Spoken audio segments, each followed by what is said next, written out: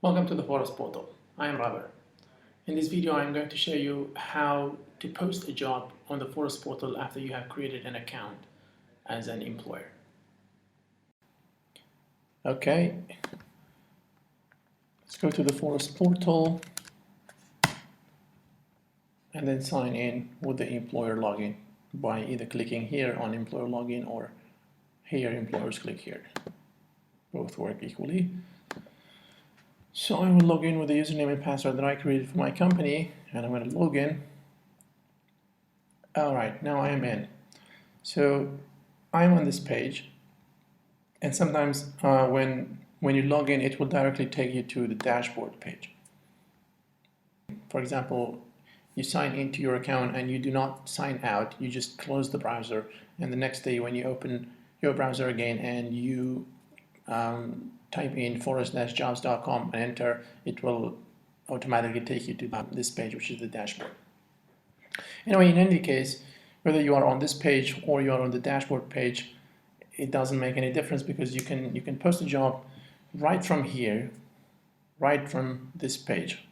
You have this post your jobs link here that you can do to post a job, or you can simply click on dashboard to go to the dashboard page and click here on this page, post a new job, or you can go to this link here, post a job.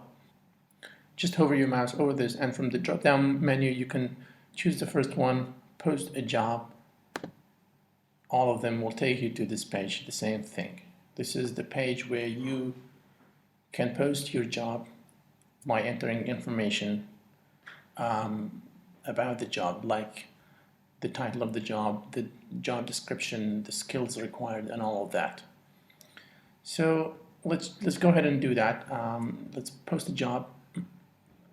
Now the first thing on this template that you have is save as job template here, this little box here that you can check. Save current job posting as a new job template. So if you click on this, if you check this, it means once you post this job, this template, the information that you enter will be saved on your account, so that, for example, next time in, let's say, 2 years or 6 months or 8 months from now, you have the same position, a vacancy with the same position, then you don't have to enter all of the information again. You can simply reactivate this that you have already saved. So I'm going to click this here to save this. And then job title, this is the title of your job. Let's say we have a vacancy as a secretary for my company. All right, and this is the job description. What is this job about? What does the person who is going to fill this position have to do? I already have some job description ready, so I don't have to spend a lot of time here. I'm just going to copy paste. So the secretary helps keep the company running smoothly by undertaking a variety of tasks, including answering telephone calls, maintaining diaries, arranging appointments, and so on. And then the location, which country this job is located in, and which city. Company industry, what is the industry of your company?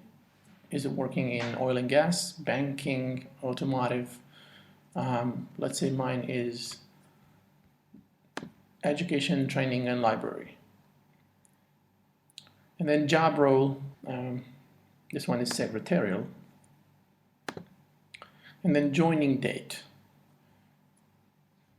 If you really like the CV of one candidate and you decide to give them the job because they have all of the skills and requirements and they did well in the interview, when are they expected to start working?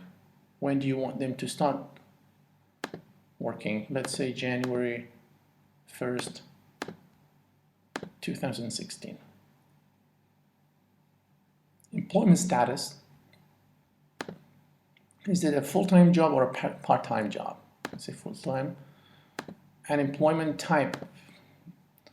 Are you looking for the employment of a person who is a regular citizen, a refugee or an IDP, internally displaced people. These are people from the same country but displaced due to war, let's say, or security reasons, or for whatever reasons. Or host communities. This is, let's say you have a company in a small town in somewhere in the country, and you want the candidate to be from the same community, the same town, not other parts. So host community. So I'm going to just choose regular citizen. Any regular citizen could apply to this. Monthly salary range, you can decide, you can show to the job seekers how much you're willing to pay for this job, between 1,000, 1,500, or between 1,500 to 2,000, 2,000, 3,000, and so on. This is per month. So you can leave this as unspecified, or you can choose the range. Both have their advantages and disadvantages, I think.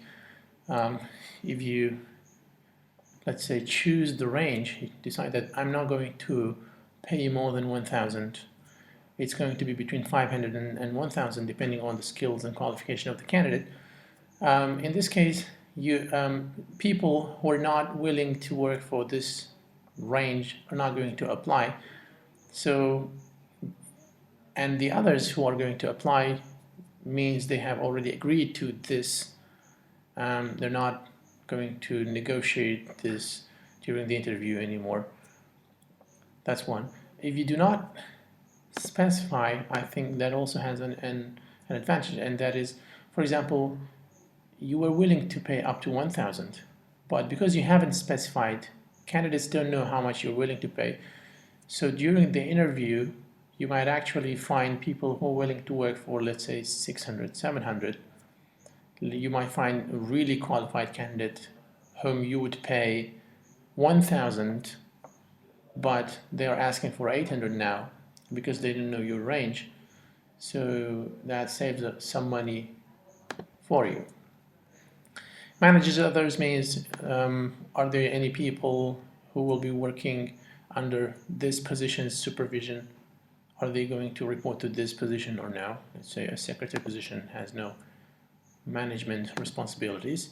Number of vacancies, how many vacancies we have for this job. Sometimes you post a job only once, but you need 3 or 5 or 10 or 15 people for that position, not only one. For example, you are a translation company and you have a large scale translation project for which you need 15 people. So you post the job as a, let's say, English Kurdish translator or English Arabic translator. You post it as one job only once on the Foras Portal, but in the job vacancy, in the number of vacancies, you choose 15. For now, I'm going to choose 1 for the secretary, only 1. The skills that are required, again, I already have something here that I'm going to simply copy. Okay, so previous office or commercial work experience is preferred. Vital to have good IT and administrative skills. Other skills required: interpersonal skills, teamwork, organizational skills, and so on. Career level. What is the level of this position? What kind of a candidate are you looking for? A person who is an entry-level candidate, student, internship, mid-career, management. So entry-level is a person, let's say, a fresh graduate, but someone who doesn't really have much experience, but has the qualification, let's say, the degree, the education, and all of that, but doesn't really have any experience. Student or internship is for, let's say, students, third year, fourth year students who need some work experience as part of the requirements for the completion of their degrees.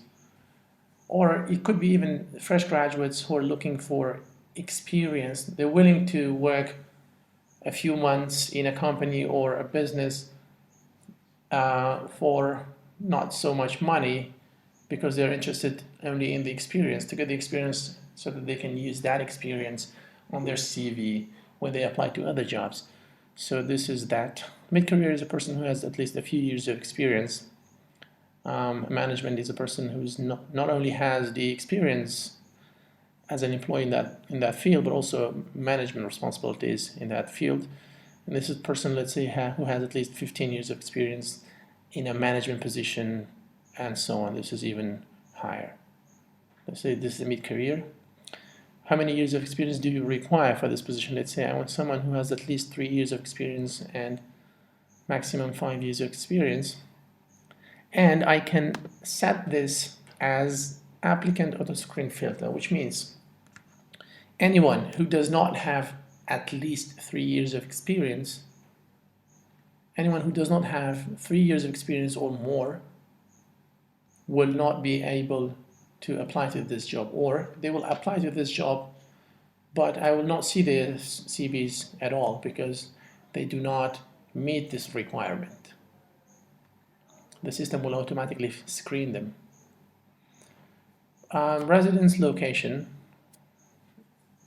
Where do you want your candidates to be living? I want someone who's living in Iraq, not other countries, and I'm going to make this an applicant auto screen filter. Let's say for your secretary you want a female secretary, and you're going to make it an applicant auto screen filter, or you want a male, depending on what you really need, or you can choose no preference if you do not have any preferences for male or female secretaries. Where do you want, or which country do you want your candidate to be a citizen of? Again, I'm looking for someone who's an Iraqi, and I'm setting this as an applicant auto screen filter. Major, this is their education and disciplines. Like I want someone who has a degree in administration, let's say English, IT, or management, any one of these disciplines. And I want someone who has a bachelor's at least. I'm going to set this as a filter. And then application received email setting. This is an email, a message that will be sent via email by the system to the applicant.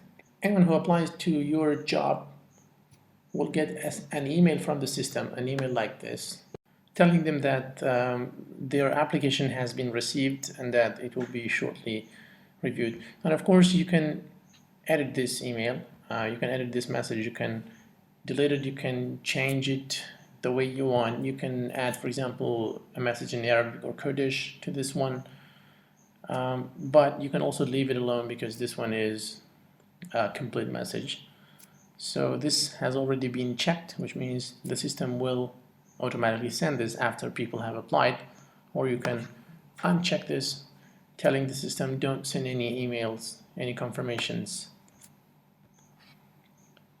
Job settings, if you click in here, hide company name, the name of your company will be hidden from job seekers, but they will see the full job description.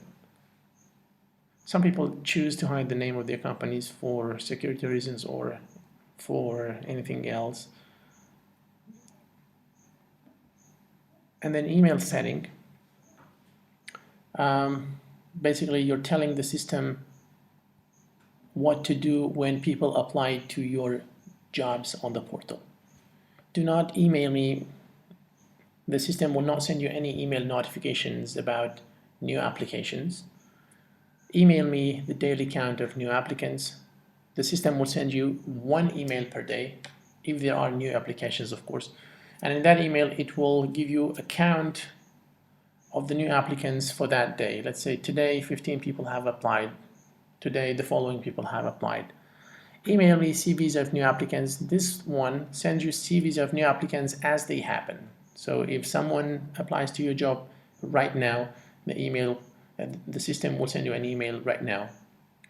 If after 2 hours and the person applies, you will get another email after two hours, and so on. And you can also decide what the format of the CVs will be. The system will send you PDF CVs of the applicants, Word documents, or HTML, and so on. Let's choose this one.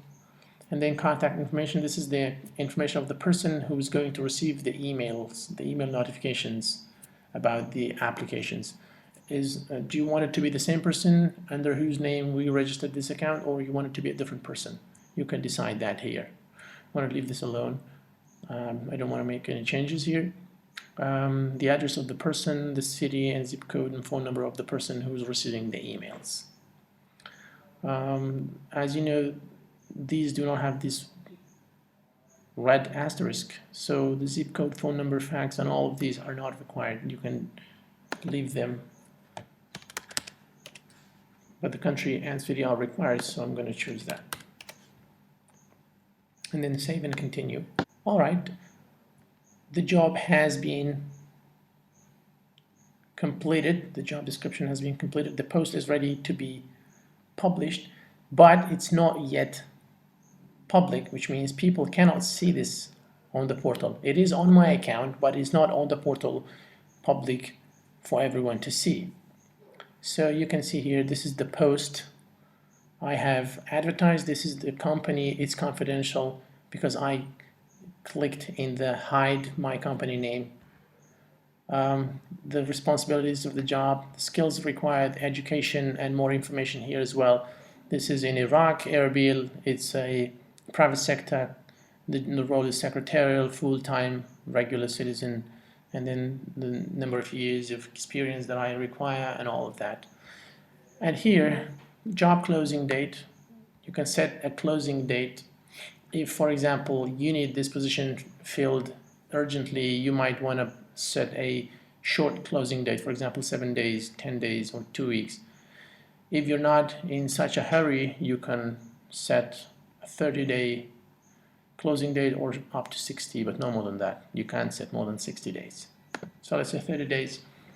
And then you can also set a notification so that the system notifies you to remind you that the job is expiring. For example, 1 day before it expires, remind me so I can go and look at all of the CVs or something else to reactivate it, to delete the job or anything. So now if I click on this activate, it tells me, are you sure to activate? If I click on OK, this job will be public, everybody will see it, and people will be able to apply to this. But I'm not going to activate it because this is not a real job and this is not a real company, so I can't really post a job that is not real. I don't want people to be disappointed, so I'm gonna just leave it alone. So where do the jobs go? If you go to the top here, if you click on dashboard, you will see at the bottom you have my jobs, the jobs that I have posted, secretary, and it's red, which means it hasn't been published yet. It's not public. If you activate it, it will become green. You can edit it, you can activate it here. You can also go to post a job and click on my jobs. Again, you can see it's here. So all of the jobs that you will post will be here, will be listed here. This is the end of this video. In the next video, I am going to explain to you how to look for candidates, how to search for CVs of candidates for the positions that you have advertised on Foras. Sometimes you post a job, but you don't get a lot of applications, or you can't really find the one that you like for your position. You want to do your own search. Because qualified people have not applied, or because you didn't like the ones who have applied, doesn't mean that there aren't any qualified people on the portal. There are thousands and thousands of people on the portal, so you can simply go ahead and do your own search, and that will be the subject of my next video.